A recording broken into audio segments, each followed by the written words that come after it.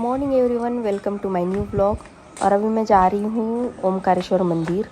अभी मैं ऊखीमठ में हूँ और यहाँ ओमकारेश्वर मंदिर है, वहाँ मैं जा रही हूँ। तो अंदर जाके दिखाती हूँ आपको कैसे है क्या है। तो मैं मंदिर में आ चुकी थी और ये है ओमकारेश्वर मंदिर। जब 6 महीने केदारनाथ के कपाट बंद होते हैं तो केदारनाथ की पूजा ऊखीमठ में ही होती है। और बाकी जो पंच केदार भी है उन सब के कपाट बंद होने के बाद उन सब की पूजा यहीं होती है। और जो ये अभी वाइट वाला मंदिर आप देख रहे हो, इसी के अंदर सारे पंच केदारों का भी दर्शन हो जाता है अपना। और पूरा मंदिर फूलों से सजा हुआ था। जैसे कि मैंने बताया 19 को डोली निकल चुकी थी। फिर दर्शन लेके हम चले गए महाराज जी के पास और महाराज जी के दर्शन लिए, उनसे थोड़ी बातें हुई और नाश्ता करके फिर हम निकल गए थे हमारे अगले डेस्टिनेशन की ओर। आज हम जाने वाले थे गौरी कुंड तक और बीच में हमें गुप्तकाशी और त्रियोगी नारायण मंदिर भी लगता था, तो वो भी हमें करना था। और गुप्तकाशी ऊखीमठ से लगभग 15 किलोमीटर है। और बहुत ही जल्दी हम गुप्तकाशी में पहुंच गए थे। वहाँ पहुंचने के बाद गाड़ी पार्क कर दी और मेन रोड से ऊपर थोड़ा 1 किलोमीटर ऐसे सीढ़ियाँ है, वहाँ जाना पड़ता है। ये जो दिख रहा है ये मेन गेट था उसका। और गुप्तकाशी में विश्वनाथ मंदिर बोल के है उसका। और ऐसे बोलते हैं कि गुप्तकाशी में शिवजी गुप्त हुए थे। तो ऊपर जाने में हमें लगभग 20-25 मिनट लग गए थे। 1 ही किलोमीटर था बट सीढ़ियाँ थी और हम धीरे धीरे जा रहे थे तो थोड़ा ज़्यादा टाइम लग गया। और फिर ऊपर जाते ही जैसे ही सीढ़ियाँ ख़त्म हुई, सामने ही श्री काशी विश्वनाथ मंदिर बोल के दिख गया था। तो अंदर गए, दर्शन लिया, थोड़ा घूमे अंदर इधर उधर। ये नया मंदिर बना था, इसमें अभी कोई मूर्ति स्थापना नहीं हुई थी, तो पता नहीं ये कौन सा मंदिर होगा। और बाकी गुप्तकाशी में ये विश्वनाथ मंदिर के साथ और 2 मंदिर है। एक तो ये नया है और एक जो है उसको कहते हैं अर्धनारेश्वर मंदिर। और विश्वनाथ मंदिर के सामने ही ये कुंड है, इसका नाम मतलब इसे मणिकर्णिका कुंड कहते हैं। और यहाँ जो 2 जलधाराएँ आ रही है इनका कोई पता नहीं है कि ये कहाँ से आ रही है क्या नहीं।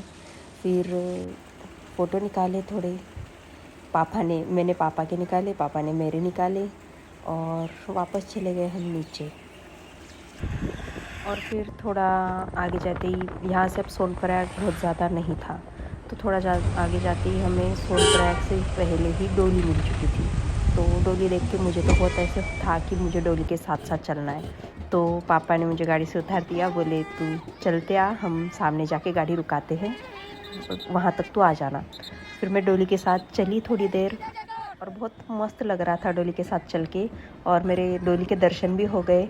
इसी डोली में तो केदार बाबा विराजमान होते हैं।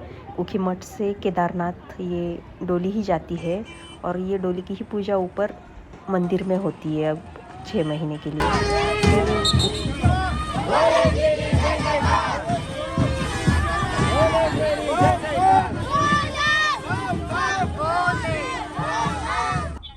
गाड़ी में बैठ गई तो वीडियो कॉल चल रहा था मम्मी का। और ये रानी हमसे नाराज़ थी क्योंकि इसे हम 2-3 दिनों से दिख नहीं रहे थे और आवाज़ सुन के ऐसे हैरान हो रही थी, मतलब आवाज़ कहाँ से आ रहा है। और फिर सोनप्रयाग पहुँच गए हम। और सोनप्रयाग की पार्किंग पहली बार, ये मेरी चौथी बार है जाने की, 5वीं बार, और पहली बार मैंने इतना खाली खाली देखा सोनप्रयाग की पार्किंग को। फिर सोनप्रयाग से ही ऊपर त्रियोगी नारायण मंदिर का रास्ता है। हम निकल गए त्रियोगी नारायण मंदिर के लिए। और ये सोनप्रयाग से त्रियोगी नारायण तक का जो रास्ता है ये और भी ज़्यादा ऐसे डिफ़िकल्ट है, बहुत ही ज़्यादा। एक तो रास्ता छोटा है और बहुत ही ट्रैफिक भी होती है और ऐसे गोल गोल गोल गोल रास्ता है, बहुत डेंजर है।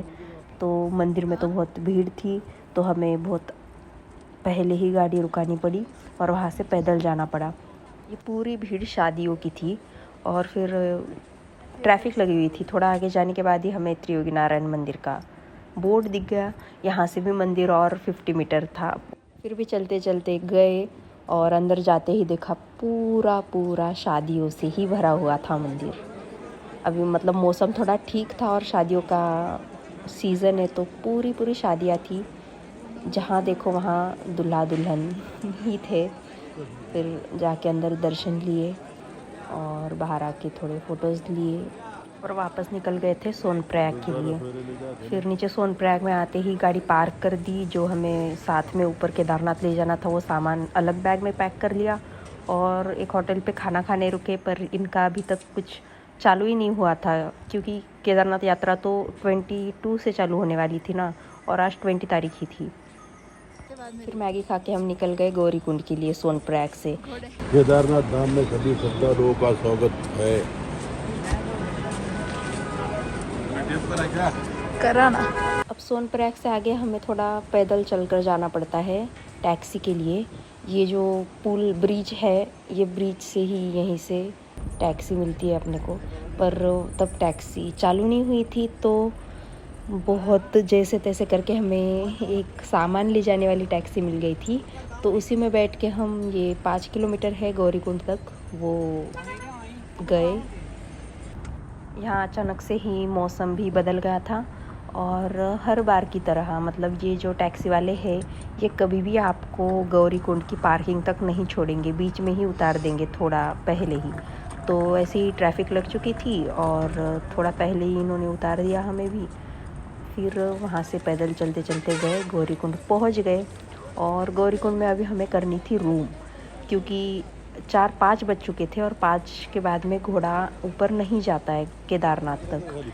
तो रूम कर ली हमने और वहाँ जो मंदिर है गौरा माई मंदिर के नाम से, वहाँ जाके दर्शन लिए और थोड़ी देर बैठे। और फिर थोड़ी देर बाद ऐसे लगा कि नीचे कुंड है, कुंड में भी जाके आते हैं। फिर तो वो भी थोड़ा नीचे था मंदिर से, तो गए नीचे हम और वहाँ से नदी भी दिख रही थी। ये पूरी, यहाँ तो पूरा गंदा कर दिया था इस नदी को लोगों ने। और ये है कुंड, जो गौरी कुंड बोलते हैं, ये है वो कुंड। यहाँ पे गर्म पानी का कुंड है, ये गर्म पानी। फिर मैं तो नहीं गई थी नीचे, पापा गए थे, उन्होंने हाथ पैर धो लिए, सिर पर थोड़ा पानी डाल लिया और वापस आ गए वो भी ऊपर। फिर ऊपर आकर वापस हम मंदिर के सामने बैठ गए थोड़ी देर। बहुत लोग मिलते हैं जो डोली के साथ आए थे, बहुत मिले। कोई गुजरात से था, कर्नाटका से था, बहुत अलग अलग जगहों से थे। फिर हमने खाना वाना खाया और वापस मंदिर के पास चले गए क्योंकि वहाँ आरती चल रही थी।